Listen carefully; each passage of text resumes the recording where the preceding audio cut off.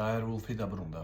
მეცნიერებმა აღადგინეს პრეისტორიული მტაცებელი. ის 10,000 წლის წინ დადიოდა დედამიწაზე. უფრო მძვინვარე, დიდი და საშიში, ვიდრე ნებისმიერი მგელი, რომელიც ჩვენ აქამდე ვიცით.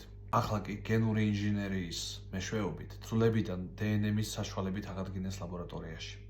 მაგრამ უნდა ვაღვიძებდეთ თუ არა ჩვენ მსგავს მტაცებლებს. ამ ყველაფრიდან პლუსი ის არის, რომ ჩანს, რომ მეცნიერება ძალიან წინ წავიდა და ეს მხოლოდ დასაწყისია, რასაც უნდა ვხედავდეთ. ისინი ამბობენ, რომ შემდეგი შეიძლება იყოს თავისუფლად მამონტი, ან კიდე რაიმე სხვა. დაერვულფის გაცოცხლება მოგვცემს საშუალებას გავიგოთ თუ როგორ არსებობდნენ ან ნადირობდნენ პრეისტორიული მტაცებლები. თუმცა როგორც ყველა პლუს, ამასაც შეიძლება გააჩნდეს ძალიან დიდი მინუსები.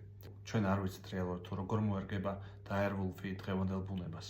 სახეობა, რომელიც ბუნებრივად გადაშენდა, ხელოვნურმა ჩარევამ შეიძლება სხვა ცოცხალ სახეობებს შეუქმნას საფრთხე. თუ გინდა რომ გავაკეთო მსგავსი ვიდეოები და უფრო სიღრმისეულად განვიხილო ისინი, დაწერე პლუსი კომენტარებში.